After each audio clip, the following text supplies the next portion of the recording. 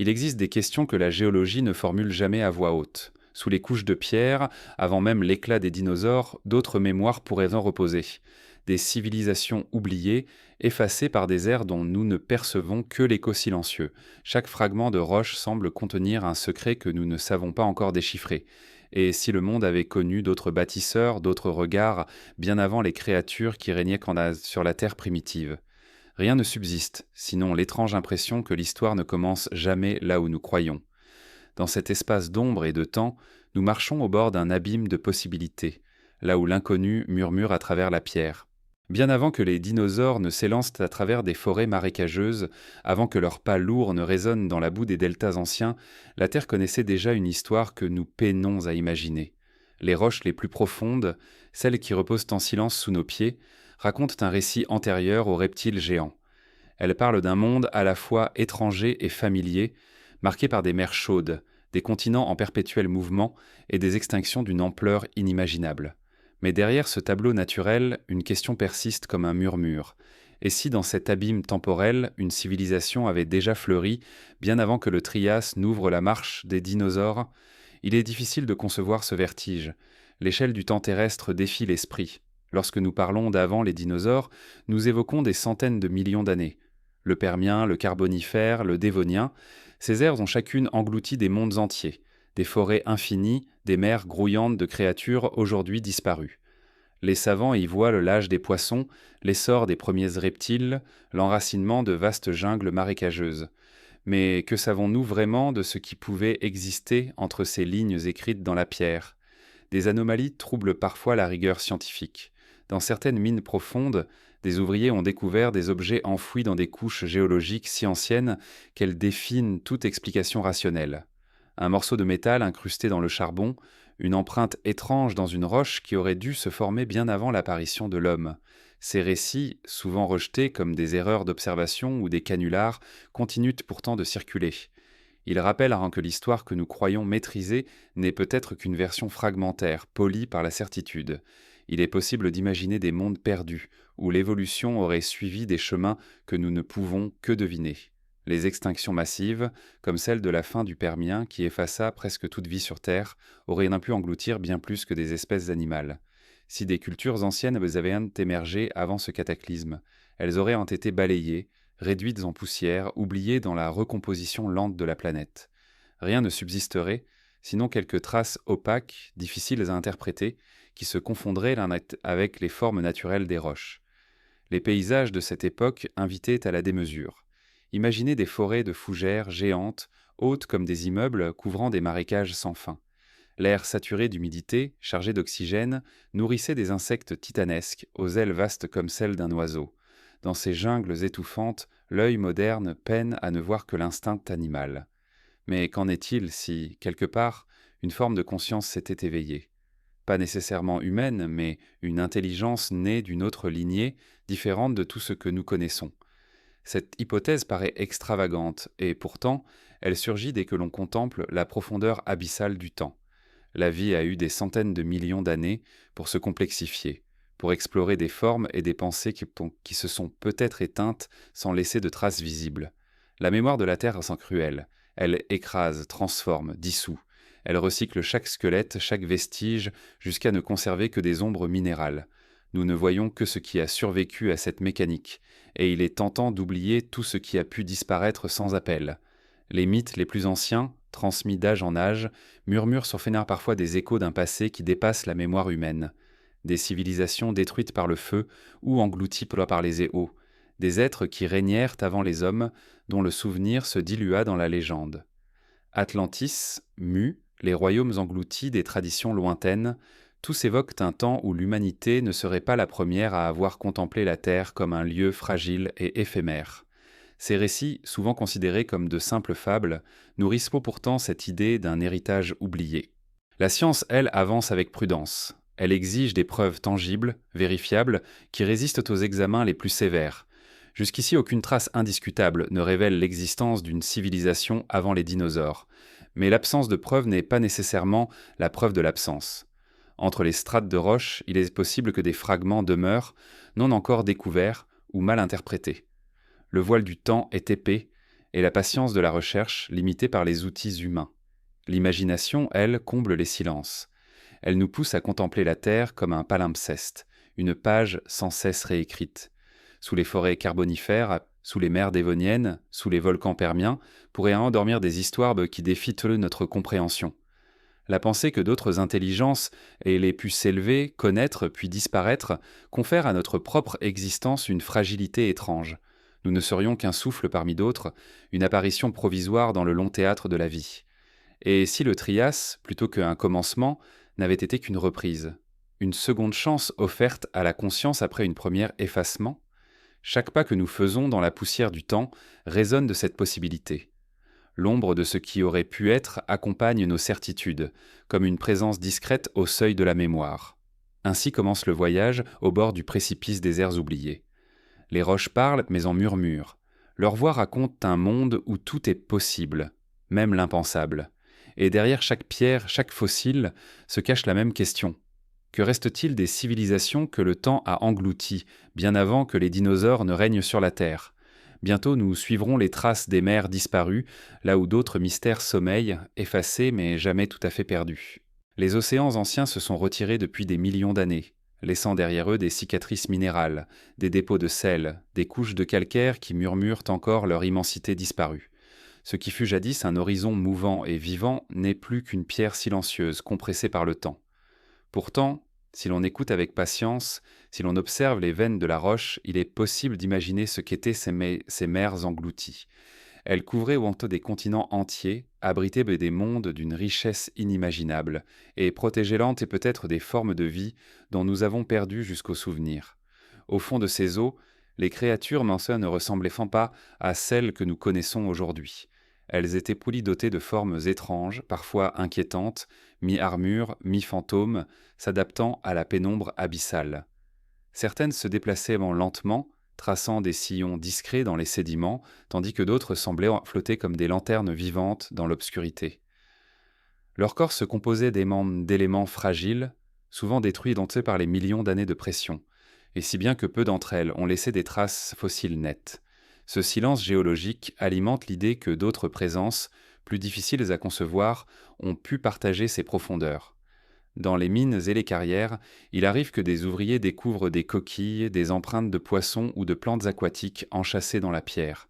Ces restes semblent parfois appartenir à des créatures hors d'époque, comme si elles avaient échappé au grand ordre établi de l'évolution. Certains fossiles montrent des symétries étranges, des structures tanxantes qui rappellent presque des motifs dessinés. Bien que la science les interprète comme de simples curiosités naturelles, l'esprit se laisse entraîner par l'idée qu'il pourrait s'agir d'un langage perdu, d'une organisation volontaire, peut-être d'un ordre caché.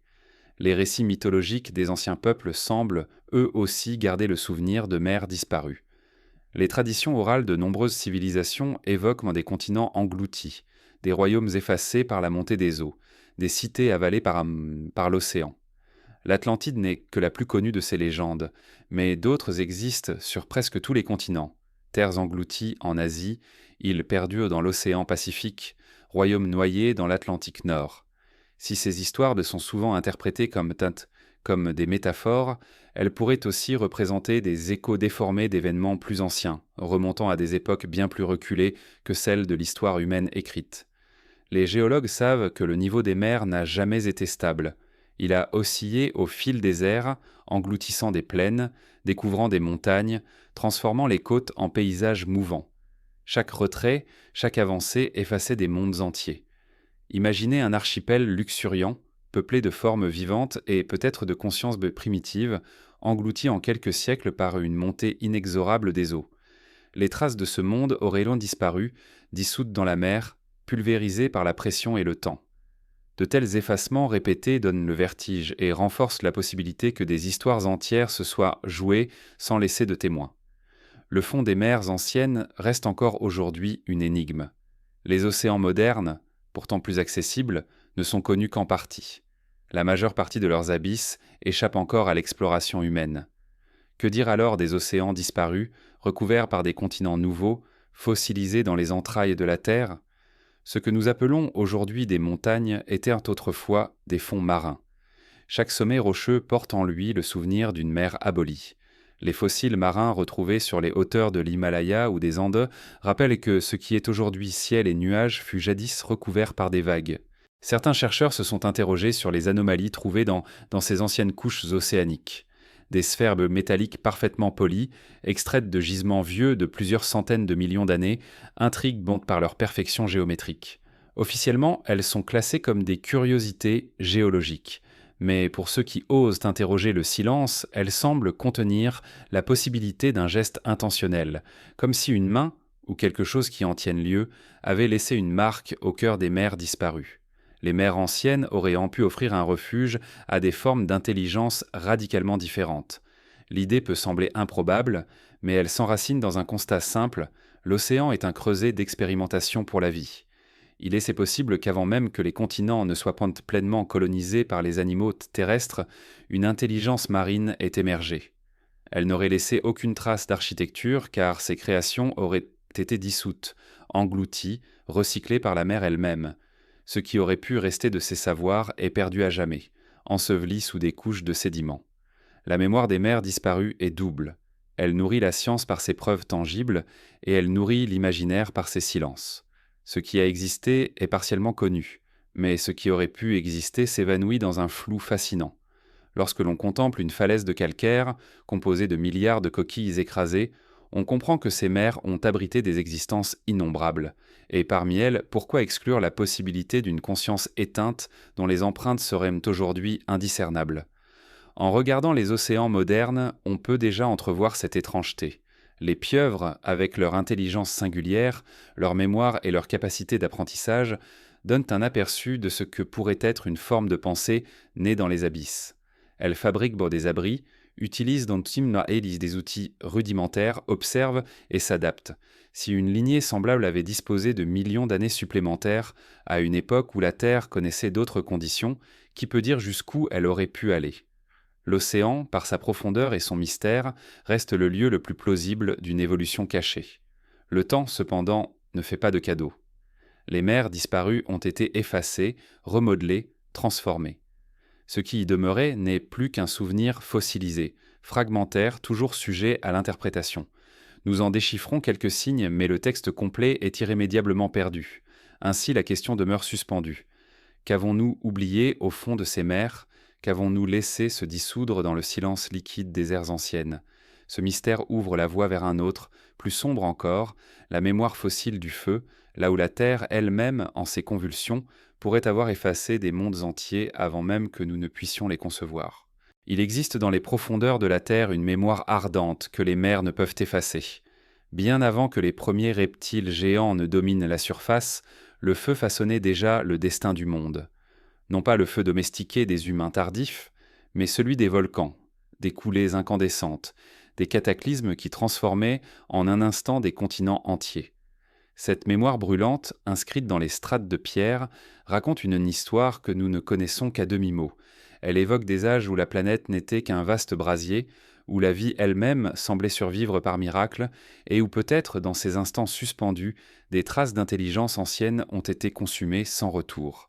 Les archives de la Terre portent en elles les stigmates de ces incendies planétaires. Chaque couche de basalte figée, chaque coulée de lave solidifiée, chaque veine de cendre pétrifiée est un fragment de cette mémoire. La surface n'a jamais été un lieu stable, et la création a toujours été accompagnée de destruction. Les volcans anciens, parfois bien plus puissants que ceux que nous connaissons aujourd'hui, libéraient des torrents de magma capables de recouvrir des régions entières. Des forêts immenses disparaissaient en une seule nuit, figées sous une chape de roches en fusion. L'océan lui-même se retirait parfois face à ces colères avant de revenir avec une brutalité qui achevait ce que le feu avait commencé. Le feu fossile raconte aussi les extinctions. À la fin du Permien, il y a plus de 250 millions d'années, la Terre connut une hécatombe sans équivalent. Plus de 9 formes de vie sur 10 disparurent. On attribue ce cataclysme à des éruptions volcaniques gigantesques qui auraient libéré dans l'atmosphère des gaz mortels, transformant l'air en poison et les océans en tombeaux.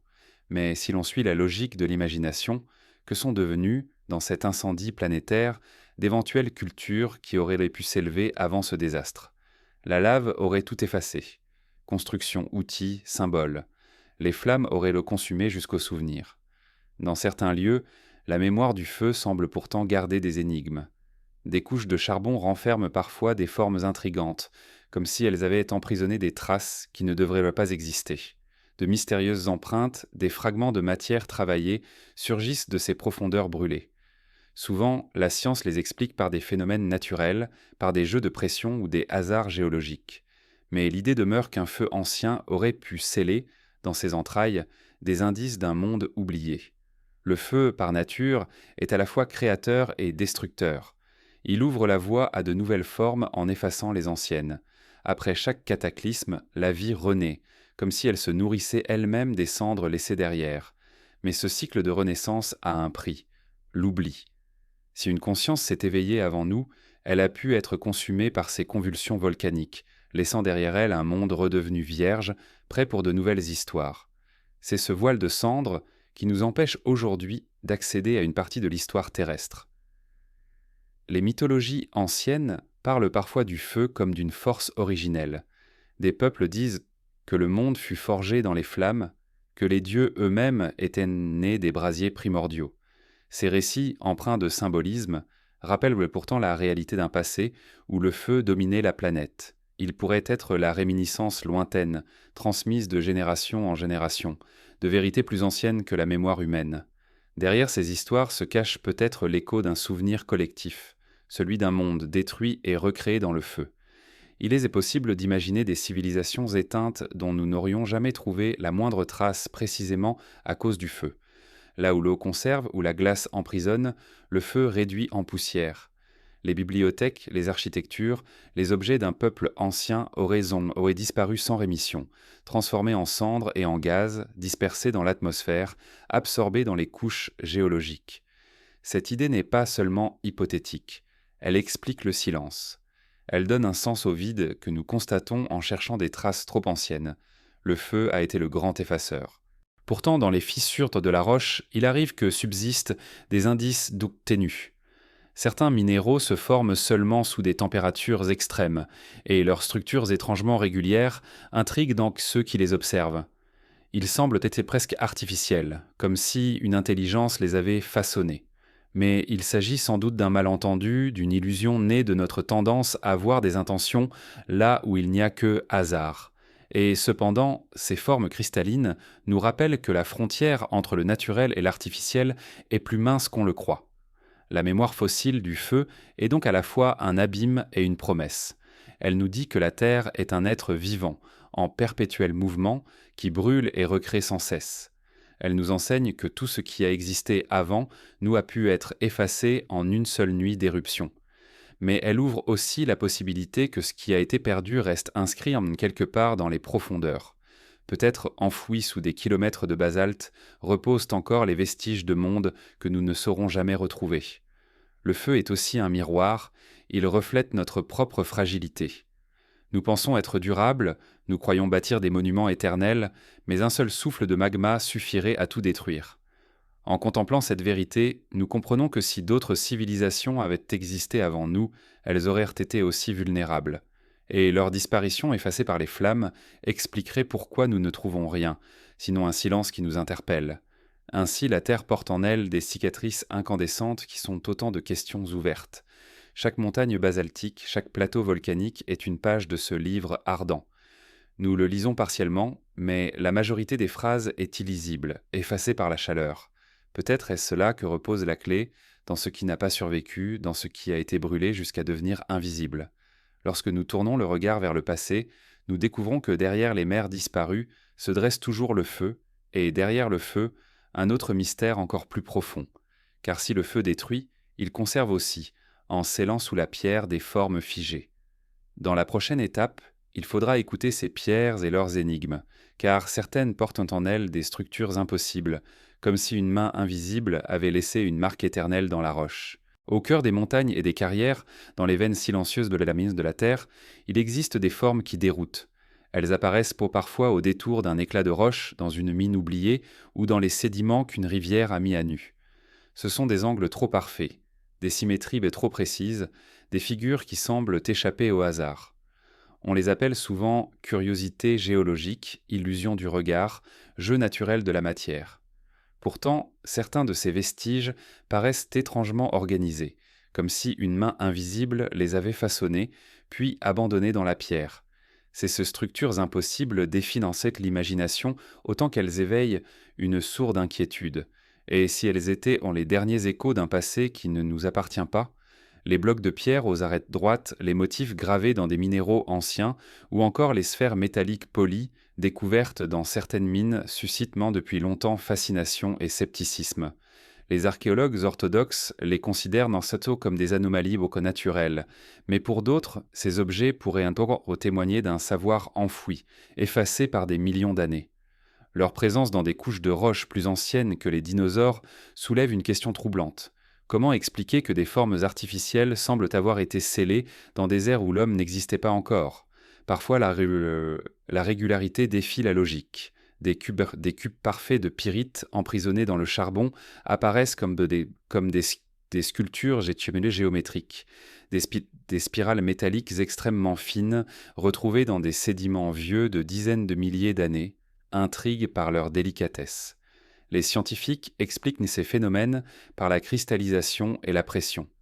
Mais l'œil humain, toujours en quête de sens, perçoit autre chose, une intention, un geste, un vestige. C'est dans ce doute que naît le mystère. Les traditions anciennes parlent aussi de pierres sacrées, façonnées avant le temps. Dans certaines cultures, des légendes évoquent des pierres qui contiennent la mémoire des ancêtres ou des dieux. Elles seraient en fait tombées du ciel ou auraient en surgi des entrailles de la terre. Dans ces récits, les pierres ne sont pas seulement des objets, elles sont des messages. Lorsque l'on contemple les structures énigmatiques enchâssées dans les roches, il est difficile de ne pas penser à ces mythes. Peut-être ne sont-ils pas de simples contes, mais le reflet lointain de réalités effacées. Le plus troublant est la localisation de ces structures. Elles apparaissent parfois dans des couches géologiques si anciennes que leur présence devient une énigme impossible à résoudre. Certaines découvertes, rapportées par des mineurs ou des chercheurs marginaux, évoquent des objets incrustés dans des roches vieilles de centaines de millions d'années. Des clous, des outils fragmentés, des empreintes régulières. La plupart du temps, ces trouvailles sont écartées, faute de preuves solides ou de contexte fiable, mais elles laissent planer une impression persistante, et si tout n'était pas illusion. Ces structures étranges pourraient aussi témoigner d'une forme d'organisation naturelle qui dépasse notre compréhension. La géométrie existe dans la matière brute. Les cristaux, les minéraux, les couches sédimentaires suivent des ordres précis, presque mathématiques. Ce que nous prenons pour artificiel n'est peut-être que le langage secret de la Terre elle-même. Mais alors, pourquoi certaines formes semblent-elles imiter à ce point les créations humaines? Pourquoi ressemblent-elles à des outils, des sculptures, des fragments d'architecture? Le hasard seul paraît insuffisant à calmer ce vertige. Imaginons un instant qu'avant les dinosaures, une civilisation inconnue ait existé. Ces monuments, ces constructions auraient été engloutis, fragmentés, dissous par le temps. Ce qu'il en resterait aujourd'hui ne seraient pas des cités intactes, mais des traces diffuses, des motifs perdus, des marques figées dans la roche. Les structures impossibles pourraient être ces vestiges silencieux, trop dégradés pour être identifiés clairement, mais assez persistants pour éveiller le doute. Comme des lettres effacées dans ceux d'un manuscrit ancien, elles chuchotent un récit dont nous ne saisissons que des bribes. L'archéologie alternative s'est souvent emparée de ces mystères, accumulant récits et témoignages d'objets impossibles. Si beaucoup ont été réfutés, d'autres continuent d'interroger. Chaque fois, la même question surgit. Pourquoi ces formes existent-elles, là où elles ne devraient pas? La réponse scientifique, toujours prudente, invoque les processus géologiques. Mais derrière cette prudence se cache une réalité inavouée. Nous ne savons pas tout. L'immensité du temps et la profondeur de la Terre recèlent des secrets que nous n'avons fait qu'effleurer. Certaines de ces structures semblent aussi porter une charge symbolique. Elles nous rappellent que la frontière entre le naturel et l'artificiel est fragile. Nous voyons des visages dans les nuages, des silhouettes dans les montagnes, des signes dans les pierres. Peut-être que ces structures impossibles sont simplement le miroir de notre désir de trouver des traces d'un passé perdu. Ou peut-être, plus troublant encore, qu'elles sont vraiment les restes d'une intelligence oubliée, dont les œuvres nous apparaissent aujourd'hui comme des énigmes muettes. Les pierres, plus que tout autre élément, conservent. Elles enferment le temps dans leurs veines. Un fossile raconte la forme d'une vie disparue, une inclusion minérale raconte la chaleur d'un feu ancien. Les structures impossibles, elles, pourraient raconter autre chose, une histoire dont nous ne faisons pas encore partie. Elles sont comme des portes scellées, ouvertes seulement à ceux qui osent interroger l'improbable. Peut-être ne saurons-nous jamais si ces formes sont l'œuvre du hasard ou d'anciennes mains. Mais leur présence suffit à nous rappeler que la Terre est plus ancienne, plus mystérieuse que nous ne l'imaginons. Elle a vu naître et disparaître des mondes entiers. Et si certains de ces mondes avaient apporté une conscience, il est logique que leurs traces fondamentales soient aujourd'hui méconnaissables, diluées dans la pierre. Ces volcans, les structures impossibles, seraient alors les derniers brans témoins de ces ères oubliées. Dans le silence des mines abandonnées, dans les falaises battues par les vagues, dans les profondeurs des montagnes, ces énigmes patientent. Elles n'exigent pas de réponses immédiates, elles imposent seulement leur présence. Elles nous forcent à contempler le vide de notre savoir et à reconnaître la fragilité de nos certitudes. Le mystère, parfois, est une vérité en soi. Et lorsque nous quittons ces pierres étranges, une autre énigme se dresse devant nous. Si la roche garde des traces que nous ne comprenons pas, qu'en est-il des outils eux-mêmes, ces fragments qui semblent trop anciens pour appartenir à notre histoire?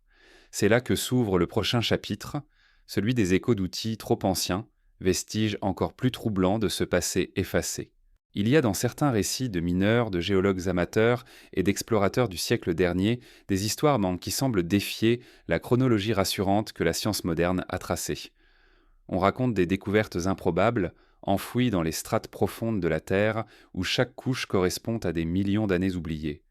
Dans ces ténèbres minérales, là où la lumière humaine n'avait jamais pénétré, certains disent avoir trouvé des fragments qui évoquent des outils, des marques de travail, des objets façonnés. Ces échos ne sont pas des preuves reconnues, mais des murmures troublants, difficiles à faire taire. Imaginez une galerie de mines, creusée dans une veine de charbon vieille de plusieurs centaines de millions d'années. En frappant la paroi, un ouvrier met à jour une inclusion étrange. Un morceau de fer qui semble travailler, une silhouette de clou, un fragment régulier de métal. Ces objets n'ont rien à faire là, dans une couche qui aurait dû se former bien avant l'apparition des mammifères. La science prudente y voit des coïncidences. Des minéraux ayant pris par hasard une forme familière, des intrusions plus récentes piégées dans des fissures.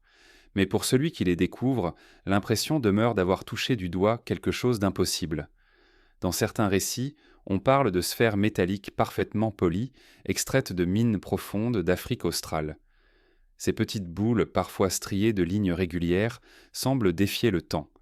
Leur âge supposé les situe dans des strates géologiques bien antérieures à l'existence des hommes. Les géologues expliquent ces formes par des processus naturels encore mal compris, mais l'œil, encore une fois, y perçoit la trace d'une intention. Comment ne pas imaginer que ces sphères aient pu être fabriquées, manipulées, utilisées par des êtres dont nous avons perdu jusqu'au nom? Les empreintes de possibles outils apparaissent aussi dans la pierre. Des fouilles ont mis en évidence des surfaces rocheuses, présentant des marques régulières, comme si elles avaient été taillées ou polies. Certains fragments portent des lignes parallèles, d'une précision troublante. La science les attribue au mouvement de l'eau, à des fractures naturelles ou à la cristallisation. Pourtant, il reste dans ces marques quelque chose qui évoque la main, le geste, l'intention. Ces échos d'outils trop anciens ne sont pas des preuves matérielles, mais des suggestions qui viennent perturber notre perception de l'histoire.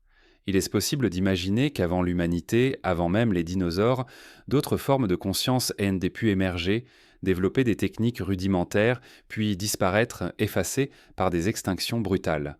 Leurs outils fragiles auraient été réduits en poussière, transformés par la pression, dissous par le temps. Ce qu'il en resterait aujourd'hui ne seraient pas des instruments reconnaissables, mais des fragments ambigus, à mi-chemin entre la nature et l'artifice. Ces échos seraient les derniers vestiges d'un passé inconcevable. Les mythes anciens évoquent parfois des objets mystérieux, perdus dans les profondeurs du monde.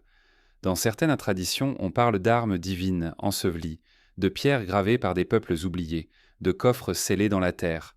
Ces récits, bien que symboliques, pourraient refléter un souvenir collectif, celui d'objets peints qui ne s'expliquent pas. Lorsque des mineurs découvrent une forme métallique dans une couche de charbon, il est tentant de voir dans ces légendes l'ombre d'une mémoire enfouie, transmise sans que l'on en comprenne le sens. Mais il faut aussi reconnaître la cruauté du temps. Les objets, même les plus solides, finissent par s'effacer. Le métal rouille, se dissout, se minéralise. Le bois disparaît. la pierre se fracture. Si des outils avaient existé il y a 300 millions d'années, il n'en resterait presque rien. Les rares fragments qui pourraient survivre seraient transformés au point d'être méconnaissables. C'est peut-être ce que nous voyons, non pas des preuves intactes, mais des fantômes de preuves, des reliques érodées jusqu'à devenir indéchiffrables. Ce flou est à la fois frustrant et fascinant. Il empêche toute certitude, mais il nourrit l'imaginaire. L'idée qu'une main ancienne ait pu graver, tailler ou forger dans un monde dominé par des forêts de fougères géantes et des insectes titanesques est vertigineuse. Elle nous rappelle que la conscience n'est peut-être pas l'apanage de l'homme moderne, mais une possibilité que la Terre a offerte plusieurs fois avant de la retirer à nouveau. La science officielle rejette ces hypothèses et, à juste titre, sans preuve solide, il serait imprudent de réécrire l'histoire. Mais en marge de cette rigueur, l'imagination persiste. Elle contemple ces fragments et entend dans leur silence un écho. Elle voit dans ces marques et ces objets l'ombre d'un passé effacé. Et peut-être que cet écho est lui-même un message, celui de ne pas croire que nous sommes les premiers ni les seuls. Il est frappant de constater que ces récits apparaissent dans toutes les régions du monde. Qu'il s'agisse de mines en Amérique, en Europe ou en Afrique, les histoires d'outils impossibles surgissent toujours avec la même intensité. Cela ne prouve rien, mais cela alimente l'idée que le mystère est universel. Peut-être que l'homme, partout, a besoin de croire qu'il existe une profondeur plus grande que celle que nous connaissons.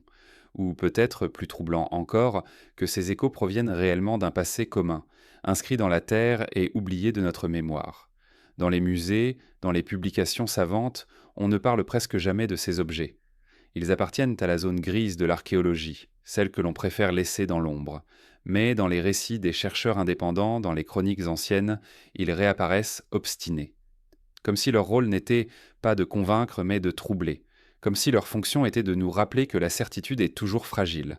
Les échos d'outils trop anciens ne sont pas seulement des anomalies matérielles, ils sont aussi des miroirs. Ils reflètent notre désir de comprendre d'où nous venons, notre peur d'avoir perdu quelque chose d'essentiel, et notre fascination pour l'idée que la Terre recèle des histoires qui nous échappent encore. Ils nous obligent à considérer que nous ne sommes peut-être qu'une strate parmi d'autres, une apparition éphémère dans une longue succession de mondes engloutis. Et si ces outils impossibles sont bien réels, alors ils posent une autre question. Plus vertigineuse encore, que reste-t-il des peuples qui les ont façonnés ? Où sont leurs cités, leurs traces, leurs mémoires ? Ont-elles été englouties sous les mers disparues, consumées dans le feu des volcans ou dissoutes dans les marécages du Carbonifère ? Le silence de la Terre n'apporte pas de réponse. Mais il prépare le terrain pour une autre énigme, celle des continents eux-mêmes, disparus sans laisser de vestiges visibles. C'est vers ces terres effacées que nous devons maintenant tourner le regard, là où le silence des continents engloutis cache peut-être les véritables clés de l'histoire oubliée. Il existe dans la mémoire de la Terre des absences qui résonnent plus fort que les présences. Parmi elles, celle des continents disparus fascine et inquiète depuis toujours.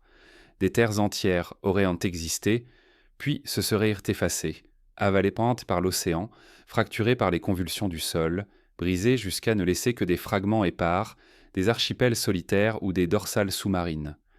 Leurs souvenirs flottent entre science et mythe, comme un murmure obstiné qu'aucune certitude ne parvient à réduire au silence. Ce sont ces continents perdus qui hantent les récits les plus anciens, Atlantis, Mu, Lémuria, mais aussi d'autres, plus discrets, que l'imaginaire collectif n'a jamais tout à fait abandonné.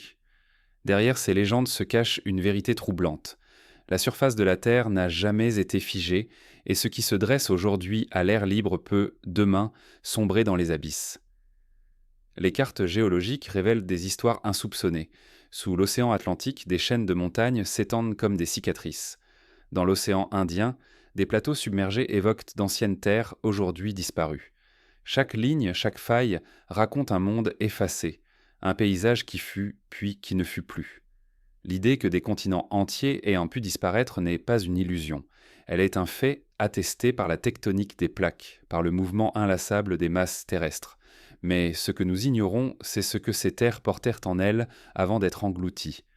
Ont-elles abrité des forêts primordiales, des créatures étranges, ou, plus mystérieuses encore, des formes de conscience oubliées, effacées dans le silence liquide des profondeurs? Les mythes les plus persistants insistent sur cette idée. Atlantis, décrite par Platon, aurait été une île florissante, riche en savoir avant d'être engloutie par la mer en une seule nuit. Mu, évoqué dans des traditions de l'océan Pacifique, serait un continent immense, effacé par un cataclysme marin. Lemuria, dans l'océan Indien, aurait relié l'Afrique, l'Inde et Madagascar avant de s'effondrer sous les vagues. Ces récits n'ont jamais cessé de nourrir l'imaginaire, car ils résonnent avec une vérité profonde, la fragilité de la Terre et l'instabilité de ses continents.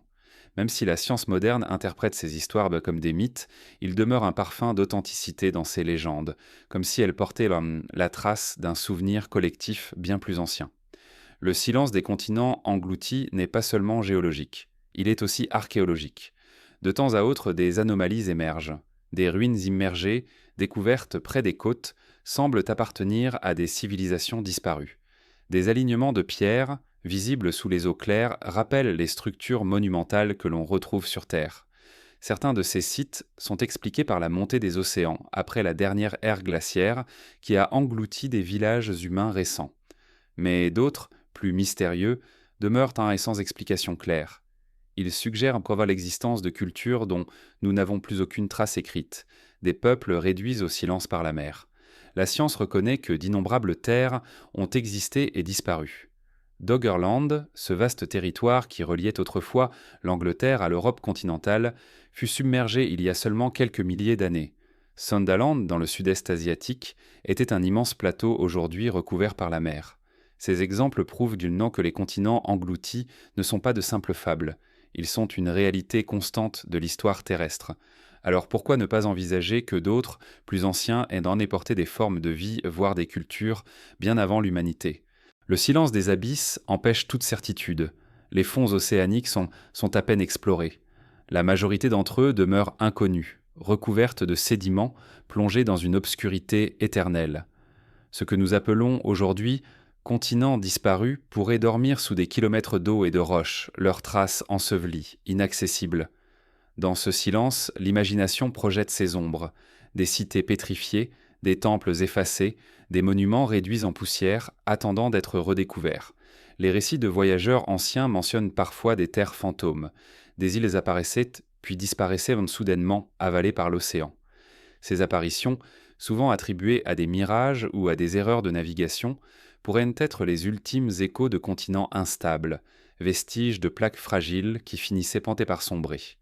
Ce phénomène alimente encore aujourd'hui les légendes des marins qui parlent d'îles mouvantes, de terres qui s'évanouissent au lever du jour.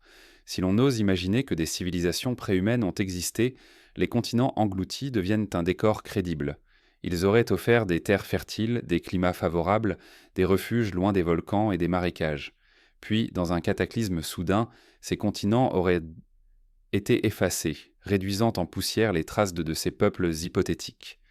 Le silence que nous percevons aujourd'hui ne serait pas un vide, mais une dissimulation, un oubli volontaire imposé par la mer. Le silence des continents engloutis agit aussi comme une leçon. Il nous rappelle que notre propre monde n'est pas éternel. Les cités que nous croyons durables peuvent, elles aussi, disparaître sous les eaux. Déjà, la montée des océans grignote les côtes et menace certaines îles. Ce que nous appelons l'histoire humaine pourrait un jour être recouvert, comme tant d'autres avant elle. Nous serions alors, pour les générations futures, si elles existent, un autre mythe, une autre Atlantide. Mais ce silence, loin d'être un effacement total, laisse parfois passer des murmures. Dans les récifs coralliens, on trouve des pierres taillées. Dans les plateaux sous-marins, on distingue des reliefs qui semblent dessinés par une main. Peut-être ne s'agit-il que de coïncidences géologiques, mais peut-être aussi de traces ténues d'un monde oublié. L'œil humain, toujours avide de récits, reconnaît dans ces formes l'écho d'une organisation, d'une intention. Le doute persiste, et ce doute est déjà une forme de présence. Ainsi, le silence des continents engloutis n'est jamais total. Il est traversé d'indices, de légendes, de questions qui refusent de s'éteindre. Il ouvre un espace d'incertitude où l'esprit peut voyager, contemplant ce qui fut et ce qui aurait pu être. Ce silence n'écrase pas, il appelle. Il invite à imaginer d'autres histoires, d'autres peuples, d'autres mémoires noyées sous les vagues. Et c'est précisément dans cette invitation que réside la force du mystère. Car si des continents ont disparu, effaçant tout ce qu'ils portaient, qu'en est-il des richesses qu'ils contenaient, des métaux, des pierres, des objets travaillés? Peut-être dorment-ils encore sous les océans, témoins invisibles d'un monde effacé. Ces minerais taillés par des mains invisibles pourraient bien être les ultimes indices, les traces tangibles d'un passé que la mer a voulu engloutir. Dans les profondeurs de la Terre, là où le silence règne depuis des millions d'années, certains fragments éveillent l'étrange impression d'avoir été façonnés. Ce ne sont pas de grands monuments ni des ruines spectaculaires, mais de simples morceaux de pierre, de métal, de minerais, trouvés là où ils n'auraient jamais dû exister. Ils apparaissent parfois lors d'extractions minières, brillant un instant dans la lampe d'un mineur, puis disparaissent aussitôt, catalogués comme curiosités géologiques ou anomalies sans importance. Pourtant, certains de ces échantillons portent des marques si précises, des formes si régulières, qu'ils semblent se témoigner d'un geste, d'une intention. Comme si des mains invisibles avaient jadis taillé, poli ou travaillé ces fragments bien avant que l'homme n'existe. Les chroniques anciennes de chercheurs marginaux évoquent des objets de fer découverts dans des couches de charbon vieilles de centaines de millions d'années. Des clous, des sphères, parfois même des chaînes fragmentées. Les scientifiques ont souvent rejeté ces récits, arguant de confusion ou de contamination moderne. Mais certains détails troublent. Comment expliquer que des fragments de métal, oxydés et pourtant d'apparence manufacturée, se retrouvent emprisonnés dans des strates si anciennes que l'homme n'aurait pu y intervenir ? Ces minerais portent-ils la trace d'une technologie oubliée ou sont-ils simplement le fruit d'une nature qui, parfois, imite la main de l'artisan avec une précision inquiétante ? Dans certaines régions, on a retrouvé de minuscules spirales métalliques, fines comme des cheveux, enfouies dans des dépôts sédimentaires très anciens. Leur régularité géométrique défie l'explication naturelle. Sont-elles des fragments d'un processus géologique inconnu ou bien des vestiges microscopiques d'outils disparus ? Ces spirales semblent presque dérisoires, mais elles portent en elles un vertige, celui d'un savoir effacé, réduit à des fragments si petits qu'ils en deviennent presque invisibles. Les minerais eux-mêmes gardent parfois des cicatrices qui rappellent le travail humain.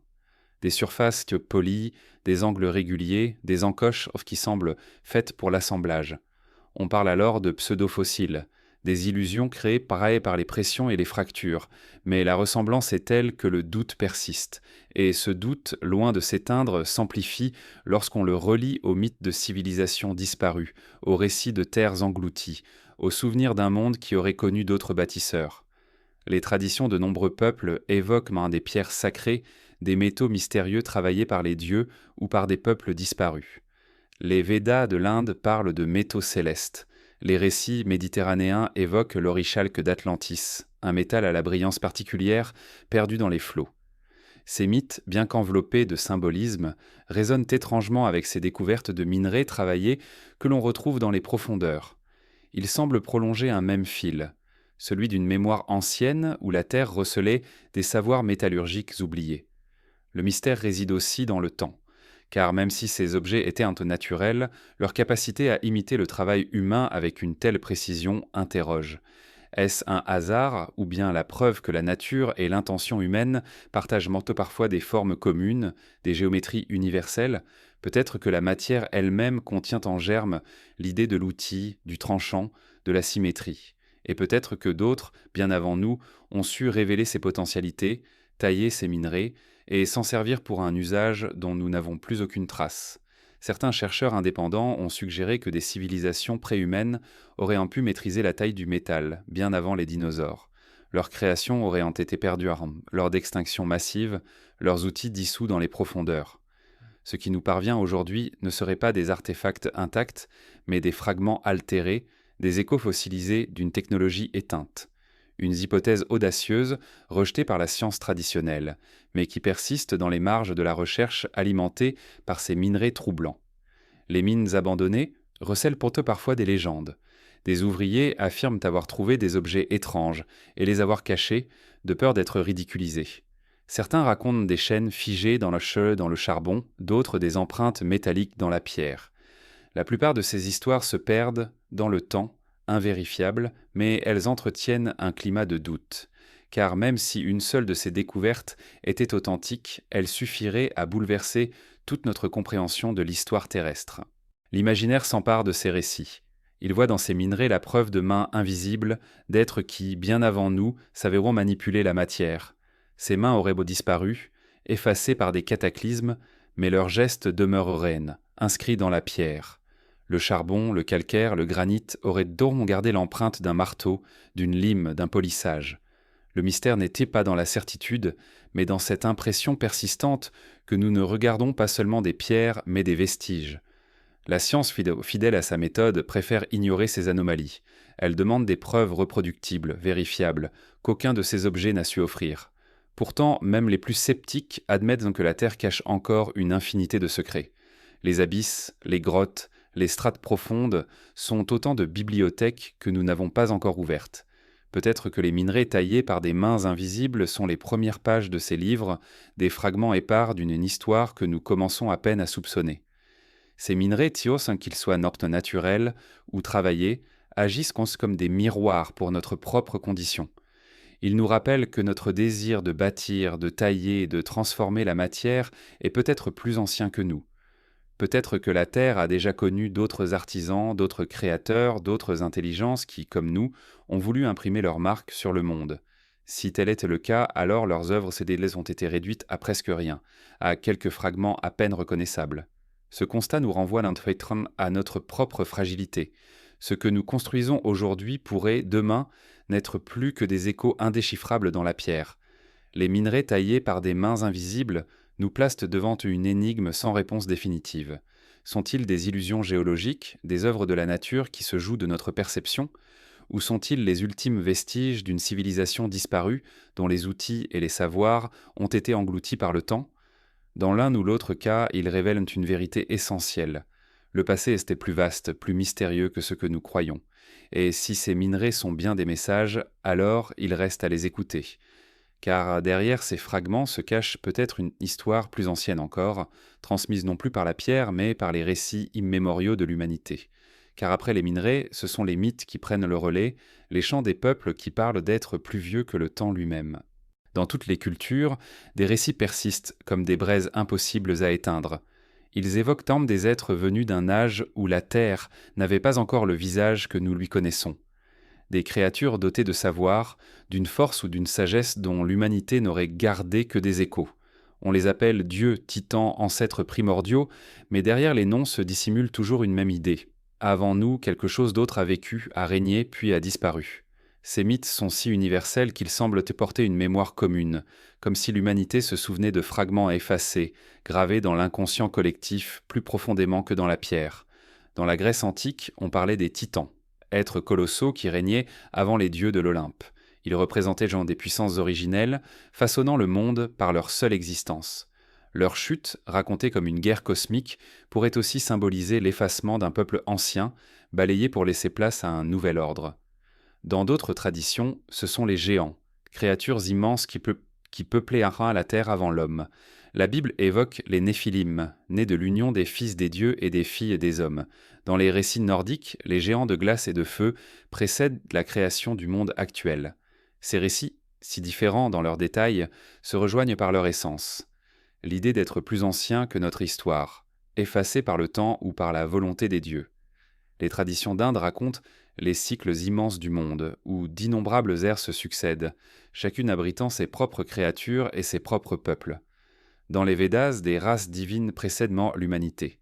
Les Asuras, êtres puissants et ambivalents, se disputaient l'univers bien avant que l'homme n'apparaisse. Dans ces textes, l'histoire n'est pas linéaire mais circulaire, et l'idée que d'autres civilisations aient existé avant nous n'est pas une hypothèse mais une évidence. En Afrique, certains récits évoquent dans ces pas des ancêtres venus d'un temps obscur, porteurs de connaissances qu'ils transmirent avant de disparaître. Chez les Dogons du Mali, on parle d'êtres venus de l'étoile Sirius, dépositaires d'un savoir astronomique étonnamment précis. Dans les mythes des aborigènes d'Australie, les êtres du temps du rêve parcouraient la Terre bien avant l'homme, créant paysages et lois. Ces récits, transmis oralement depuis des millénaires, semblent te témoigner d'une mémoire qui ne s'efface pas, même quand tout le reste disparaît. Peut-être ne faut-il pas prendre ces mythes au pied de la lettre. Ils ne sont pas des chroniques historiques au sens moderne, mais des récits symboliques. Pourtant, leur persistance et leur universalité intriguent. Pourquoi sur tous les continents, l'on retrouve cette même idée d'être plus vieux que le temps, effacé mais jamais totalement oublié? Cela pourrait être le fruit d'une imagination humaine universelle, ou bien l'écho d'un souvenir véritable, enfoui dans la nuit des âges. Ces mythes peuvent aussi être lus comme des métaphores de la mémoire géologique. Les titans, les géants, les asuras pourraient réellement représenter les forces de la nature, volcans, glaciers, océans, qui régnaient avant que l'homme ne s'affirme. Mais il est possible, dans le même souffle, d'y voir une allusion à de véritables peuples disparus, dont la mémoire a été transmise sous forme de récits mythologiques. Les mythes, dans ce sens, seraient un des archives, mais des archives voilées, codées, transformées en histoire pour survivre à l'oubli. Certaines découvertes archéologiques troublantes alimentent ces récits. Des ossements gigantesques, parfois attribués à des animaux préhistoriques, ont été interprétés par les anciens comme des preuves de géants. Les fossiles de mammouths, de dinosaures ont nourri l'imagination des peuples anciens, qui y voyèrent les restes de créatures mythiques. Mais au-delà de ces erreurs d'interprétation, l'idée demeure. La Terre a porté des êtres plus grands, plus puissants, dont la présence se fait encore sentir dans la pierre. Ces mythes ne sont pas seulement des histoires du passé. Ils parlent aussi de la fragilité du présent. Ils disent par exemple que chaque monde est voué à disparaître, remplacé par un autre, que ce qui règne aujourd'hui peut devenir légende demain. En cela, ils rappellent l'idée même d'une civilisation préhumaine, effacée mais encore présente dans nos récits. Si de telles civilisations ont existé, leurs souvenirs auraient survécu non pas dans la pierre, mais dans la mémoire humaine, transmise par les contes et les chants. La force de ces mythes réside dans leur ambiguïté. Ils ne sont ni complètement réels, ni totalement imaginaires.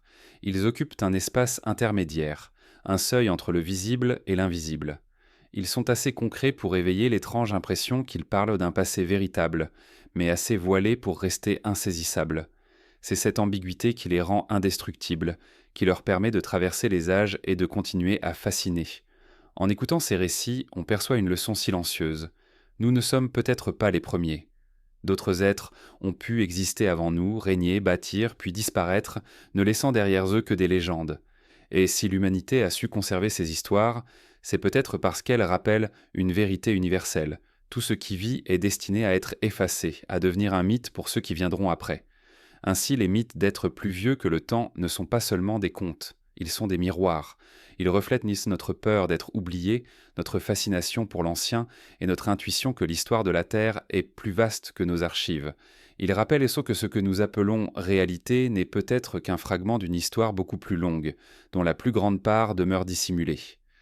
Et si les mythes ont conservé la trace des êtres anciens, il existe un autre domaine où la mémoire résiste, plus solide que les récits, celui des pierres et des fossiles.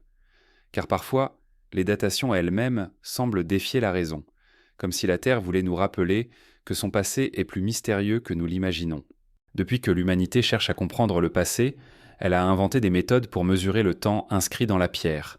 Les couches de sédiments, les fossiles, les traces minérales deviennent autant de pages que l'on tente de lire. La science a établi des échelles précises, des chronologies qui permettent de situer l'apparition de la vie, l'essor des espèces, l'émergence de l'homme.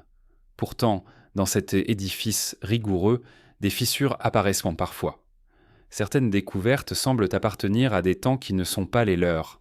Des empreintes trop anciennes, des objets impossibles, des anomalies de datation. Ces énigmes, souvent rejetées, laissent cependant flotter un parfum d'inconfort, et si le temps lui-même n'était pas aussi linéaire que nous l'imaginons. Dans les archives de la géologie, on trouve des récits troublants. On raconte des empreintes de pas humaines retrouvées dans des strates où ne devraient se trouver que des traces de reptiles primitifs. Parfois, elles sont accompagnées de marques qui ressemblent à des semelles, régulières, détaillées. La science prudente parle de coïncidences, de fissures naturelles qui imitent des formes connues. Mais pour celui qui les observe, l'illusion semble trop parfaite. Ces empreintes, si elles étaient authentiques, bouleverseraient sans doute notre chronologie. Elles suggéreraient que des êtres semblables à nous marchèrent déjà sur Terre, bien avant l'apparition supposée de l'homme. Il existe aussi des anomalies liées aux fossiles. Certains fragments osseux trouvés dans des couches trop anciennes ne correspondent pas aux espèces connues. Des restes qui paraissent hybrides, à la fois familiers et étrangers, comme si la vie avait exploré d'autres formes, d'autres chemins, avant d'être brutalement interrompue. Ces fossiles, souvent isolés, sont difficilement interprétables, mais leur simple existence rappelle que l'histoire de la Terre n'est pas une ligne droite, mais un tissu complexe, où des fils entiers peuvent disparaître sans laisser de traces. Les objets enfouis ajoutent une couche supplémentaire de mystère. Des outils supposés, des fragments métalliques, des sphères, des gravures apparaissent parfois dans des couches géologiques dont l'âge est incompatible avec l'existence humaine.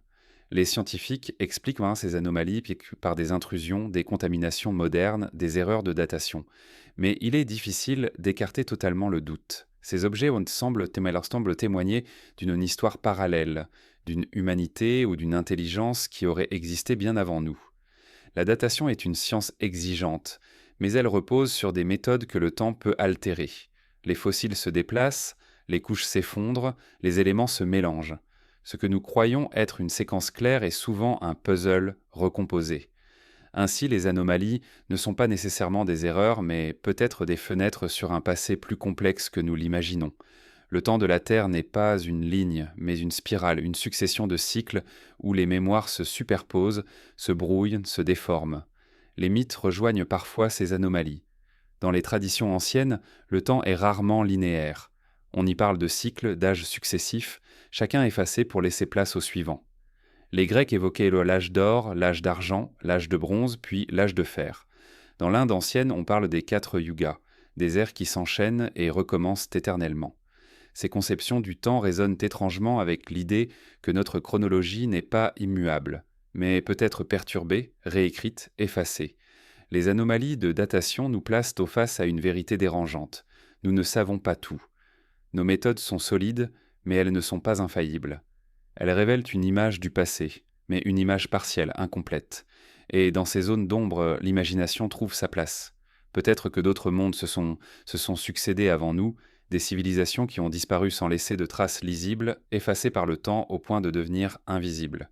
Ce qui subsiste, ce sont ces anomalies, ces empreintes fugaces, ces objets impossibles, comme des échos d'un passé qui résiste à l'oubli. La question n'est pas de savoir si ces anomalies prouvent l'existence de civilisations anciennes. La question était de comprendre pourquoi elles existent, pourquoi elles surgissent toujours dans les marges, dans les interstices de la science. Peut-être sont-elles simplement des illusions, mais peut-être aussi des indices, des invitations à élargir notre regard, car le temps, tel que nous le mesurons, n'est qu'une convention. La Terre, elle, n'obéit à aucune règle fixe. Elle se souvient à sa manière dans les plis de la pierre, dans les strates disjointes, dans les fossiles déplacés. Ce qui trouble le plus, c'est que certaines de ces anomalies semblent répétées à travers le monde. Des empreintes, des objets, des fossiles déplacés apparaissent dans des contextes différents, mais toujours avec le même effet: défier la raison. Ce phénomène universel alimente l'idée qu'il existe un pan de l'histoire que nous avons totalement perdu. Un continent temporel englouti, aussi inaccessible que les terres disparues sous les océans. La datation qui défie la raison agit comme un rappel de notre ignorance. Elle nous montre que nos certitudes reposent sur des bases fragiles, que le passé n'est pas un livre parfaitement écrit, mais un manuscrit troué, effacé, réécrit par la main de la terre. Elle nous pousse à l'humilité, à accepter que le mystère existe encore, qu'il fait partie de la réalité autant que la certitude. Et dans ce mystère, il est une énigme encore plus troublante, celle des empreintes hors d'époque, des pas figés dans la pierre, des traces impossibles qui semblent nous regarder à travers les millions d'années, comme si quelqu'un avait marché là bien avant que nous soyons supposés exister. Il arrive parfois que la pierre révèle des formes qui dérangent l'ordre établi. Dans certaines carrières, au fond de gisements de charbon ou au détour de fouilles géologiques, on dit avoir trouvé des empreintes qui ne devraient pas exister. Ce sont des pas, parfois nets, parfois à demi effacés, semblables à ceux que laisserait un homme marchant sur une terre humide. Mais ces traces reposent dans des couches de roches si anciennes qu'elles devraient n'abriter que des reptiles ou des créatures marines disparues depuis des millions d'années. Ces empreintes hors d'époque sont des énigmes, des anomalies qui défient la raison et éveillent un vertige silencieux. Imaginez un instant un pas humain, figé dans la pierre du Permien, à une époque où aucun mammifère n'avait encore imposé sa présence. La logique nous dit que c'est impossible. Pourtant, des récits circulent, souvent marginalisés, de découvertes de ce genre. Certains chercheurs indépendants parlent de semelles imprimées dans le calcaire avec des motifs réguliers qui rappelleraient une fabrication. D'autres évoquent des empreintes aux proportions humaines trouvées près de traces de dinosaures. Officiellement, ces découvertes sont considérées comme des malentendus, des fissures naturelles, des illusions de la géologie. Mais leur accumulation nourrit une inquiétude, une suspicion que l'histoire que nous connaissons n'est peut-être qu'une version incomplète. Les empreintes ont toujours eu une force particulière dans l'imaginaire humain. Elles sont la preuve directe d'une présence, le signe qu'un être a existé, qu'il a marché, vécu, respiré en un lieu donné. Contrairement aux objets, qui peuvent n'en voyager, être déplacés, les empreintes sont enracinées dans le sol. Elles fixent un instant précis dans le temps. Lorsqu'on en découvre dans des couches géologiques impossibles, c'est comme si un fantôme surgissait du passé, tendant la main pour nous dire « Nous étions là, bien avant vous ». La science prudente cherche des explications rationnelles. Elle invoque les phénomènes de sédimentation, les jeux de pression, les fractures naturelles qui peuvent donner l'illusion d'un pas. Elle rappelle que l'œil humain est prompt à reconnaître des formes connues, à projeter du sens sur des motifs aléatoires. Pourtant, certaines empreintes demeurent troublantes par leur précision. La largeur du talon, l'arrondi des orteils, la régularité du pas semblent trop exactes pour n'être qu'un caprice de la pierre. Les mythes, une fois encore, se rapprochent de ces énigmes. Dans de nombreuses cultures, on parle de traces laissées pontes par les dieux ou par des ancêtres géants. Les traditions amérindiennes évoquent des pas gigantesques imprimés dans la roche attribués à des esprits primordiaux. En Afrique, certaines légendes racontent que les ancêtres marquèrent la terre de leurs pieds pour guider les générations futures. En Asie, les récits bouddhiques parlent des empreintes de Bouddha gravées dans la pierre comme des signes intemporels. Ces empreintes sacrées rappellent les découvertes anormales. Elles témoignent d'une présence mystérieuse, plus ancienne que toute mémoire écrite. Il est possible que ces traces soient des illusions, mais leur existence récurrente dans des lieux et des époques différents invite à une autre réflexion. Peut-être que la Terre conserve dans ses strates des souvenirs que nous n'avons pas encore appris à lire. Les empreintes hors d'époque pourraient être de simples hasards, mais elles nous obligent à reconsidérer la rigidité de nos chronologies. Et si le temps était moins linéaire que nous le croyons, et si des êtres avaient existé bien avant nous, leurs traces inscrites dans la pierre, comme un message destiné à celui qui oserait regarder. Les empreintes, plus que tout autre vestige, nous confrontent à l'idée de la présence. Elles ne sont pas des symboles, elles ne sont pas des récits, elles sont le signe brut d'un passage. Les imaginer dans un monde de fougères géantes et de reptiles marins, c'est ouvrir une porte vertigineuse. Qui a pu marcher là, et pourquoi n'avons-nous trouvé rien d'autre que ces traces silencieuses ? Si des peuples anciens ont existé, leurs cités et leurs outils ont disparu, mais leurs pas auraient survécu, figés dans la pierre comme les dernières lettres d'un alphabet oublié. Il est frappant de constater que les empreintes humaines modernes, laissées sur des plages, dans la boue ou même sur la Lune, portent en elles cette même intensité. Elles sont des marques fragiles, menacées par le vent, l'eau, l'érosion. La probabilité qu'elles survivent des millions d'années est presque nulle. Et pourtant, certaines semblent avoir traversé les âges, contre toute logique. Cela rend leur existence encore plus troublante. Elles sont comme des voix venues d'un autre temps, impossibles mais indéniables. Le mystère des empreintes hors d'époque ne réside pas seulement dans leur authenticité. Il réside aussi dans ce qu'elles disent de nous. Elles reflètent notre désir de croire que nous ne sommes pas les premiers, que d'autres ont foulé la terre avant nous. Elles nous rappellent que la pierre elle-même peut devenir un livre, et que ce livre recèle des chapitres que nous ne savons pas encore déchiffrer. Ces traces hors d'époque ouvrent une perspective inquiétante. Si elles sont réelles, alors elles prouvent que la Terre a abrité d'autres histoires, d'autres humanités, bien avant nous. Et si elles ne le sont pas, alors elles révèlent la puissance de notre imagination, capable de voir dans la pierre le reflet de nos peurs et de nos espoirs. Dans les deux cas, elles participent à la construction d'un récit plus vaste, celui d'un monde dont la mémoire excède de loin notre compréhension. Et si les pas inscrits dans la pierre ne sont pas les seuls signes, si au-delà des empreintes, il existait aussi un langage plus subtil, gravé dans la matière, dans les pierres polies, comme une écriture fossilisée, c'est là que nous devons nous tourner à présent, vers le langage secret des pierres, peut-être le dernier vestige de civilisation dont il ne reste plus rien d'autre. Depuis l'aube de l'humanité, la pierre a servi de support à la mémoire. Gravée, kirtiaan, taillée, keaan impoli, elle a gardé les signes des premiers gestes conscients. Mais certains indices suggèrent donc que cette pratique pourrait être bien plus ancienne, antérieure même à l'homme. Dans des galeries obscures, sur des plateaux arides ou dans les profondeurs de mines oubliées, on trouve des pierres étrangement façonnées. Elles ne portent ni visage ni symbole reconnaissable, mais une surface si lisse, si régulière, qu'elles semblent avoir été caressées par une main patiente. Ces pierres polies déroutent parce qu'elles paraissent témoigner d'un langage silencieux, d'un dialogue inscrit dans la matière par des êtres dont nous avons perdu le nom. La nature, certes, sait polir la pierre, les rivières se rendent par leur courant, lissant les galets, le vent, au fil des siècles, sculpte des formes parfaites. Mais certaines de ces pierres ne semblent pas issues du hasard. Elles sont trop régulières, trop fines, trop uniformes. Elles donnent l'impression d'avoir été travaillées avec soin, comme si elles avaient une fonction, un rôle, une signification. L'œil humain y voit des outils, des objets rituels, des fragments d'un code que nous ne comprenons plus. Ces pierres polies deviennent alors des énigmes, des reliques muettes qui semblent contenir une mémoire plus ancienne que la nôtre. Dans plusieurs régions du monde, des blocs polis ont été découverts dans des contextes inattendus. Parfois, ils se trouvent enchâssés dans des couches géologiques trop anciennes pour correspondre à l'homme. Parfois, ils apparaissent isolés, loin de toute trace de civilisation connue. Leur présence est d'autant plus troublante qu'elle ne s'accompagne pas d'autres vestiges, comme si les civilisations qui les avaient façonnés avaient été effacées si complètement que seules quelques pierres avaient résisté. Les mythes, une fois encore, semblent faire écho à ces pierres. Dans de nombreuses traditions, on parle de roches sacrées, polies prédées par les dieux ou par les ancêtres. En Polynésie, au 400, certaines pierres qui avaient été vénérées comme des êtres vivants, porteuses d'une force mystérieuse. En Afrique, des pierres lisses étaient transmises de génération en génération, servaient de talismans. Dans le monde celtique, on évoque des pierres polies liées à des rituels oubliés. Ces récits semblent suggérer que la pierre polie a toujours été perçue comme un langage, un lien avec l'invisible.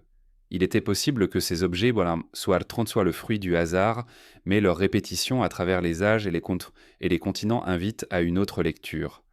Peut-être que la pierre polie est la trace d'une tradition si ancienne qu'elle précède l'homme lui-même. Peut-être que des êtres disparus avant même les dinosaures avaient déjà découvert dans la pierre un support pour leur mémoire. Ce qu'ils ont inscrit s'est perdu, effacé par les millénaires, mais la surface polie demeure comme un signe, un vestige d'intention. La pierre polie pourrait avoir servi de langage parce qu'elle résiste au temps.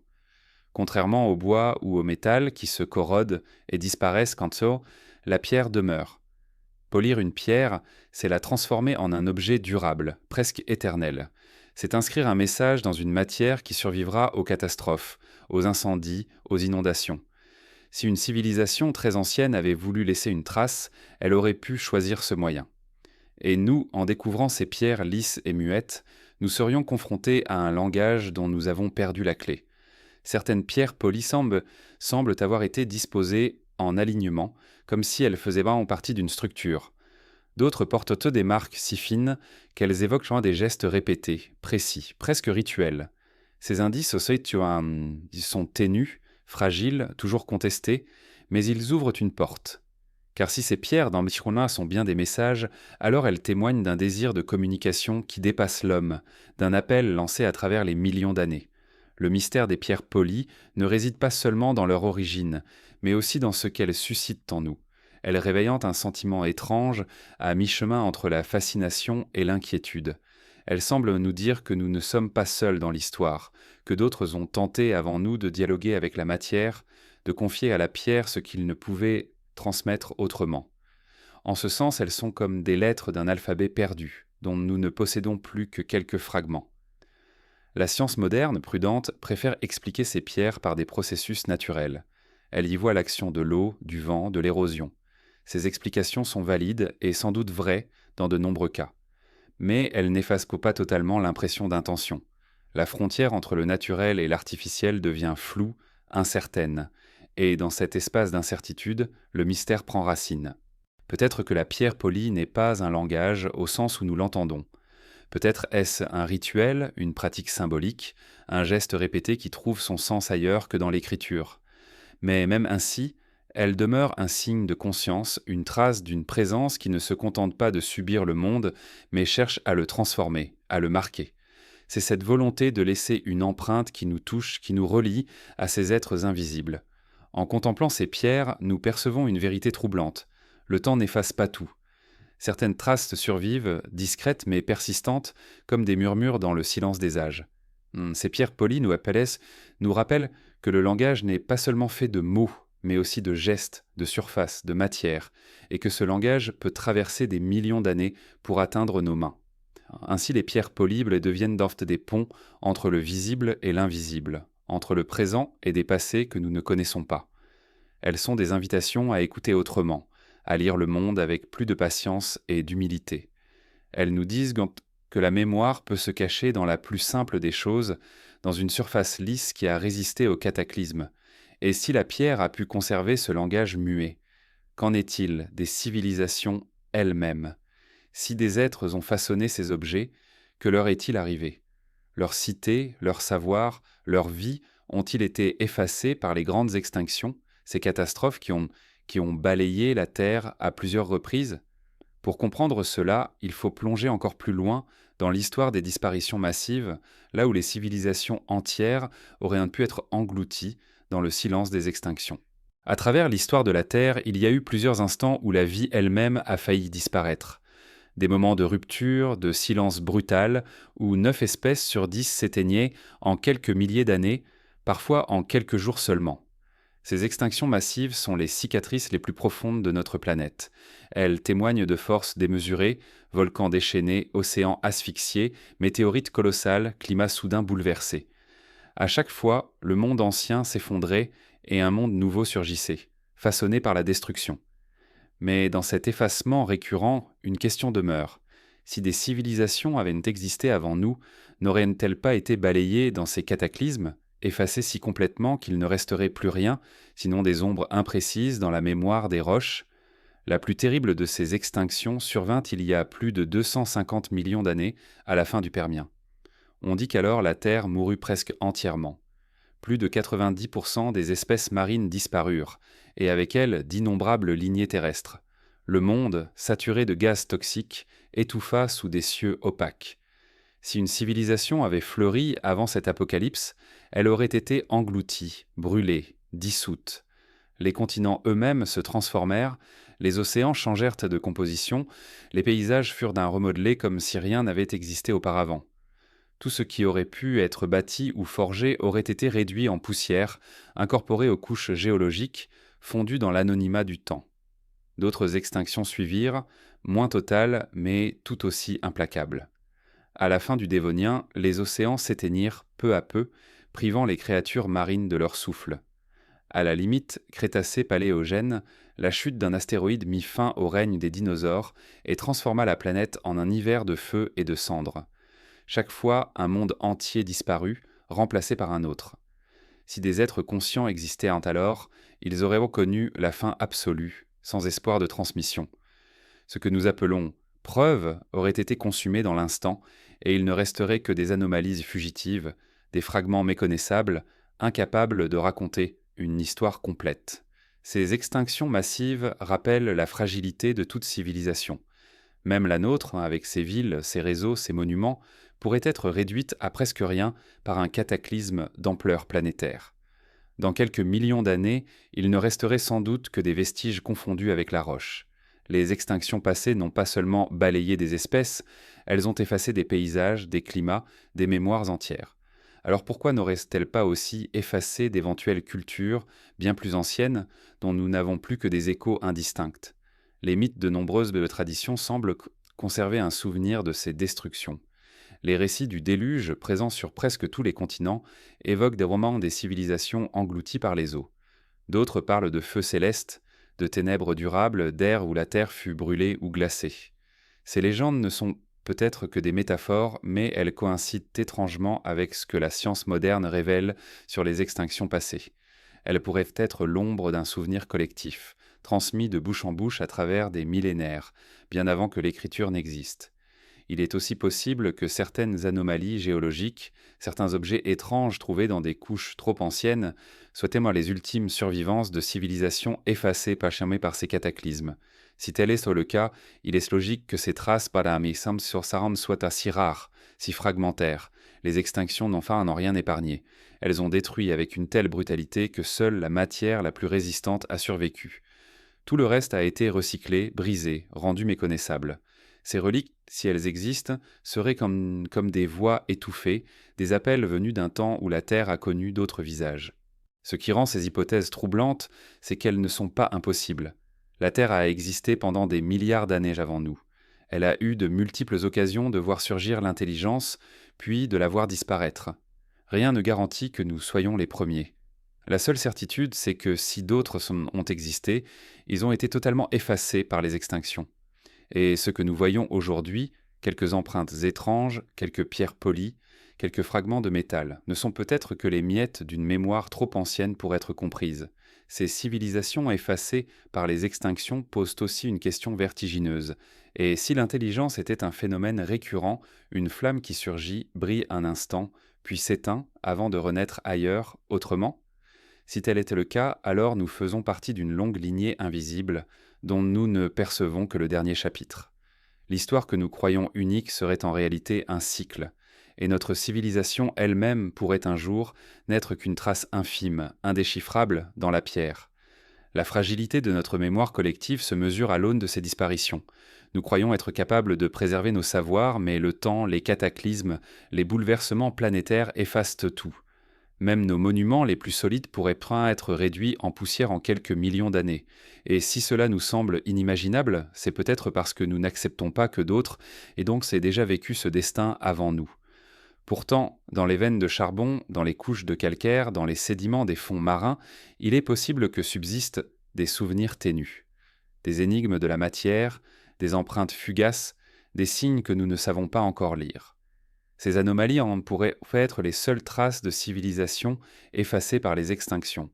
Leur rareté ne les rend pas moins troublantes, mais plus précieuses encore. Elles sont les murmures d'un monde que le feu, l'eau et la glace ont voulu réduire au silence. Et si les extinctions ont pu effacer des civilisations entières, elles ont aussi transformé la matière. Les forêts anciennes sont devenues du charbon, les organismes marins des veines minérales. Peut-être que c'est dans ces métamorphoses que la Terre a caché les derniers indices, car dans le charbon et les filons métalliques se trouvent parfois des anomalies si étranges qu'elles semblent contenir un autre message. Ce sont les énigmes du charbon et des veines minérales, une mémoire fossilisée qui pourrait être le seul vestige de ce que les extinctions n'ont pas entièrement détruit. Le charbon et les veines métalliques sont plus que de simples ressources extraites des profondeurs de la Terre.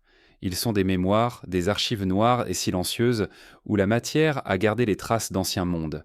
Chaque fragment de charbon est une forêt disparue, chaque filon métallique un océan évaporé, chaque inclusion un témoin de ce qui a existé bien avant nous. Pourtant, au cœur de ces matières de fossilisées, des énigmes surgissent parfois. Des objets impossibles, des structures irrégulières, des formes qui ne devraient pas être là. Elles posent une question dérangeante. Le charbon et les veines minérales pourraient-ils avoir conservé les ultimes indices d'une histoire oubliée, celle d'êtres qui auraient vécu avant les dinosaures, effacés mais pas totalement perdus? Le charbon, issu de forêts immenses transformées par la pression et le temps, recèle parfois des anomalies qui défient toute explication simple. On raconte que des mineurs ont trouvé, enchâssés dans ces masses noires vieilles de centaines de millions d'années, des fragments métalliques, des clous, des chaînes, des morceaux de récipients. Officiellement, ces récits sont écartés. On les attribue à des contaminations modernes, à des objets tombés dans les galeries et piégés dans les veines. Mais certains témoignages, trop précis, trop récurrents, laissent en planer le doute. Si le charbon est vraiment la mémoire des forêts primordiales, alors comment expliquer que des objets manufacturés y soient parfois enfermés comme des insectes dans l'ambre? Les veines métalliques, elles aussi, portent leur propre mystère. Dans certains gisements, on a découvert des sphères parfaitement polies, striées de lignes parallèles, extraites de couches rocheuses dont l'âge se mesure en centaines de millions d'années. La science propose des explications naturelles, cristallisation, dépôts chimiques, phénomènes géologiques rares. Pourtant, la perfection de ces formes trouble. Elles ressemblent trop à des objets fabriqués pour n'être que des fruits du hasard. Leur régularité évoque le travail, le geste, l'intention. Elles apparaissent comme des fragments d'un savoir effacé, préservés malgré l'écrasement du temps. Ces énigmes sont d'autant plus troublantes qu'elles se répètent dans des lieux et des contextes différents. Les mines d'Afrique australe, les gisements d'Amérique, les carrières d'Europe, partout circulent des récits d'objets impossibles trouvés dans le charbon ou les filons métalliques. Ces histoires sont rarement documentées de façon scientifique, mais leur persistance intrigue, comme si, malgré les tentatives d'explication rationnelle, quelque chose résistait. Comme si la Terre, dans ses veines les plus profondes, avait choisi de conserver des traces d'un passé interdit. La symbolique du charbon amplifie encore ce mystère. Cette matière sombre est le résultat d'un effondrement, des forêts entières, réduites à l'état de cendres comprimées, transformées en une mémoire fossile. Le charbon est une archive d'apocalypse, un vestige de mondes effacés. Trouver un objet travaillé dans une telle matière, c'est comme découvrir une voie humaine dans un désert, où nul n'a jamais vécu. Cela suggère que, dans ces forêts anciennes, d'autres avaient déjà parcouru la Terre, laissé leurs traces, avant d'être engloutis par le cataclysme. Les mythes eux-mêmes semblent refléter cette idée. Dans certaines traditions, on parle de métaux sacrés enfouis dans les profondeurs, protégés ou punis par les dieux. Des récits évoquent des trésors enfouis dans la pierre, gardés par la terre comme un secret. Ces histoires pourraient en être le souvenir lointain des anomalies découvertes dans les filons, des objets impossibles que les anciens, eux aussi, auraient en trouvé. Le plus troublant, c'est que ces énigmes ne sont pas isolées. Elles s'ajoutent aux empreintes hordes d'époque, aux pierres polies, aux structures impossibles. Toutes semblent converger vers une même idée. La Terre cache, dans ses couches profondes, les restes d'histoires que nous ne comprenons pas. Ces restes sont rares, ambigus, fragmentaires, mais leur rareté même est cohérente. Car si des civilisations ont existé avant nous, elles ont été effacées par les extinctions, dissoutes par le temps, réduites à presque rien. Le charbon et les veines minérales seraient alors les derniers coffres où le passé aurait enfermé ses secrets. Ces énigmes nous renvoient aussi à notre propre fragilité. Aujourd'hui, nous extrayons le charbon, nous arrachons les minerais pour nourrir nos machines, sans toujours percevoir que nous manipulons la mémoire de mondes anciens. Chaque fragment que nous brûlons ou que nous fondons est un livre réduit en cendres, une histoire détruite une seconde fois. Nous ne savons pas quels secrets disparaissent ainsi, effacés non par le temps mais par notre propre ignorance. La science contemporaine, fidèle à sa méthode, reste prudente. Elle préfère expliquer ces objets par des phénomènes naturels, plutôt que de bouleverser tout l'édifice de l'histoire. Mais la question demeure ouverte, comme une fissure dans le mur de nos certitudes. Le charbon et les filons métalliques, par leur nature même, sont des témoins de temps immémoriaux. Il n'est pas impossible qu'ils aient piégé, ici et là, les restes de civilisations disparues, trop anciennes pour être reconnues. Ces énigmes du charbon et des veines minérales nous placent face à un vertige. Peut-être ne sommes-nous pas les premiers à avoir façonné la matière, à avoir travaillé les métaux, à avoir laissé des outils derrière nous. Peut-être ne sommes-nous que les héritiers inconscients d'une lignée plus vaste, interrompue par les cataclysmes. Dans ce cas, les objets impossibles retrouvés dans les profondeurs ne seraient pas des anomalies, mais des messages, des preuves infimes, fragiles, que d'autres ont existé avant nous et que la Terre a conservées malgré tout. Ces énigmes ne livrent pas de réponses claires. Elles sont des murmures, des indices, des invitations à douter. Elles ne prouvent en rien, mais elles ouvrent des portes, elles rappellent que le passé est plus vaste, plus obscur que ce que nous croyons. Elles nous disent, Gokrat, que la pierre, le métal, le charbon ne sont pas seulement des matières, mais des archives, et que ces archives recèlent encore des secrets que nous n'avons pas su déchiffrer. Ainsi, les veines de la Terre continuent de garder leur silence, mais un silence habité, parcouru de traces et de questions. Et derrière ces questions, une évidence se profile. Même la science armée de ses certitudes hésite parfois devant l'impossible. Ce sera là notre prochaine étape, là où les énigmes minérales se confrontent à l'esprit humain, quand la science elle-même, face à ces mystères, se trouve contrainte d'admettre son hésitation. Depuis des siècles, la science avance avec prudence, construisant un édifice de certitude pierre après pierre. Elle interroge la matière, mesure, observe, classe, afin de tisser une chronologie claire et un récit cohérent de l'évolution de la Terre et de la vie. Pourtant, au détour de cet immense travail de rigueur, certaines découvertes surgissent comme des failles. Des objets enfouis trop profondément, des empreintes hors d'époque, des pierres polies dans des strates où elles ne devraient pas être. Chaque fois, la science cherche une explication rationnelle, et souvent elle en trouve. Mais parfois, face à l'énigme, elle hésite. Elle se tait ou elle relègue ses anomalies, aux marges, là où le doute persiste comme un murmure. C'est dans ces silences que le mystère trouve son espace. L'histoire de la recherche scientifique est jalonnée de ces hésitations. Des mineurs affirment avoir trouvé des clous incrustés dans du charbon vieux de centaines de millions d'années. Des géologues parlent de sphères métalliques parfaitement régulières, extraites de veines antédiluviennes. Des paléontologues mentionnent des empreintes de pas qui semblent humaines, gravées dans des roches datant de l'ère des reptiles. Chaque fois, la communauté savante examine, doute, puis finit souvent par classer ces témoignages comme erreurs, illusions, contamination moderne. Pourtant, ces récits ne disparaissent jamais complètement. Ils continuent de circuler, alimentant cette impression que quelque chose résiste à l'explication. Ce n'est pas que la science refuse le mystère. Elle sait que l'univers est vaste, que le passé est obscur, mais elle demande des preuves solides, vérifiables, reproductibles. Or, les énigmes dont nous parlons ne se prétendent pas à ces exigences. Elles apparaissent comme des éclats isolés, des fragments sans contexte, impossibles à analyser dans toute leur rigueur. La science, alors, choisit la prudence. Elle les écarte ou les réduit à des phénomènes naturels mal compris.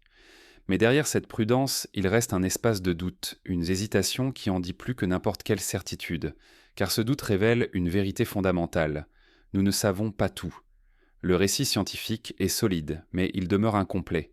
Le passé de la Terre est une mosaïque dont il manque d'innombrables tesselles.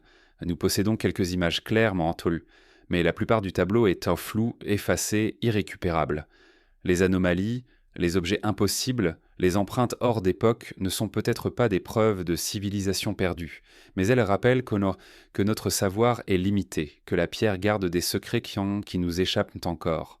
Les scientifiques les plus lucides l'admettent, il existe des zones d'ombre.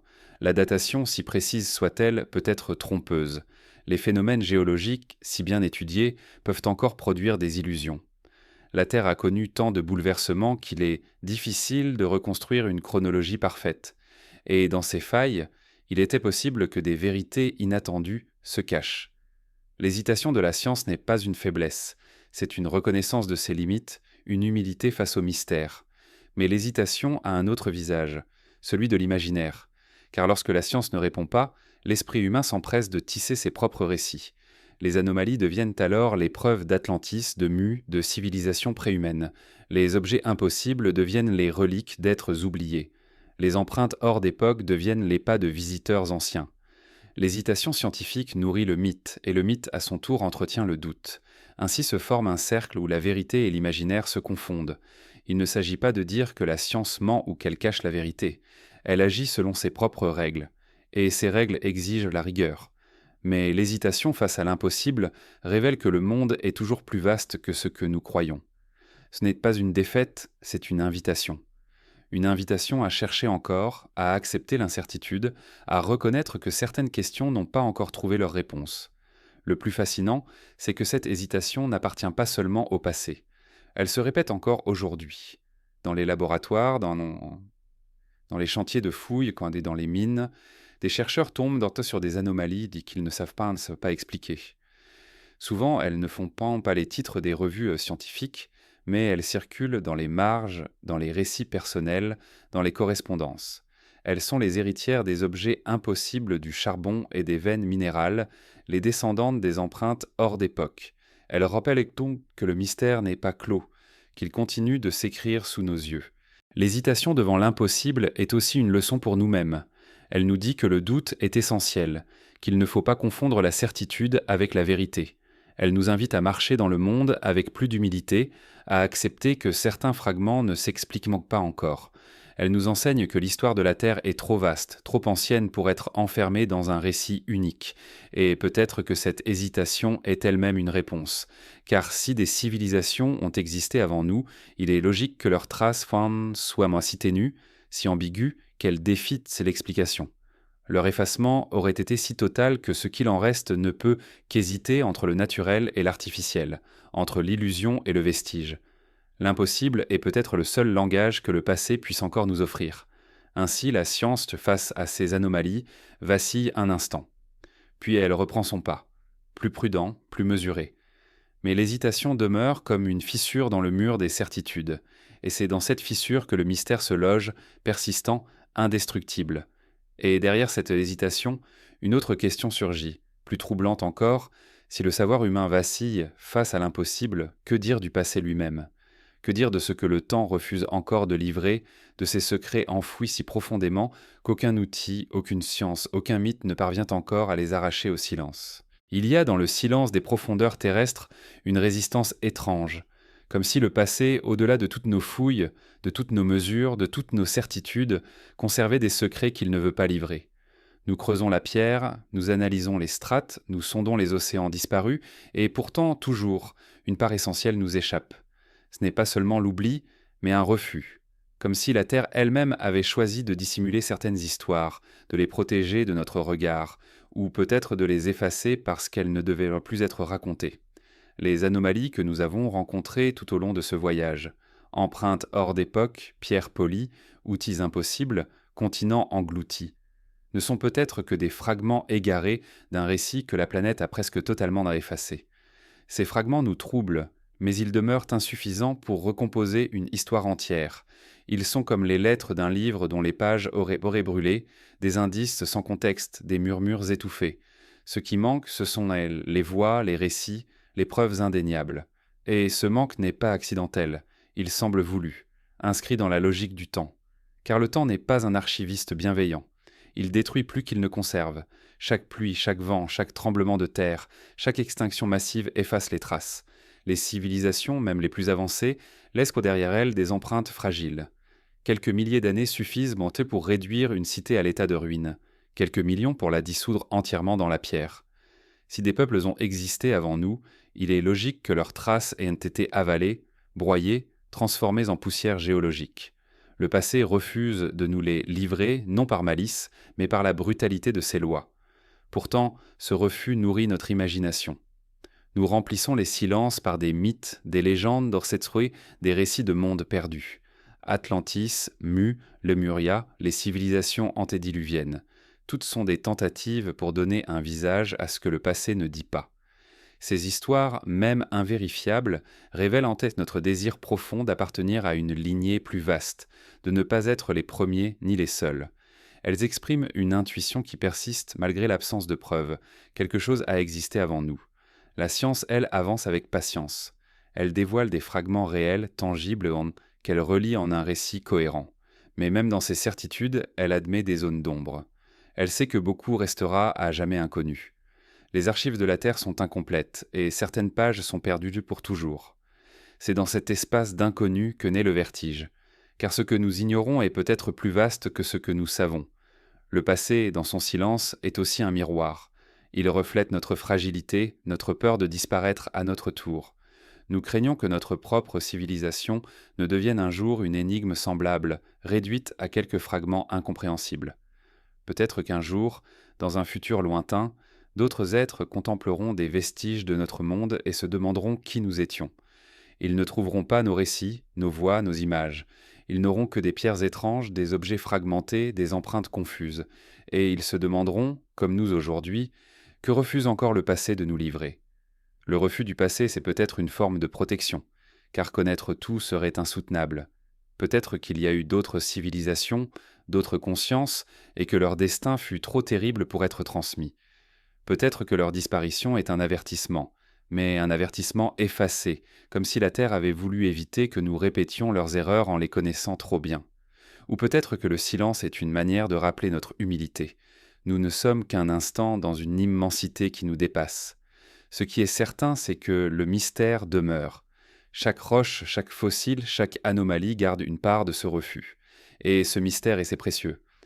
Car sans lui, nous croirions tout savoir, nous perdrions le sens du vertige, la capacité de nous émerveiller devant la profondeur du temps. Le passé, en refusant de tout livrer, nous oblige à la patience, à l'imagination, à la poésie. Il nous enseigne que la vérité n'est pas toujours un éclat de lumière, mais parfois une ombre que l'on contemple en silence. Ainsi s'achève ce chemin, non pas avec une réponse, mais avec une question ouverte. Que cache encore la Terre sous ces couches de pierre ? Que reste-t-il de mondes effacés, de civilisations englouties, de voix disparues? Nous ne le saurons peut-être jamais. Mais dans ce silence,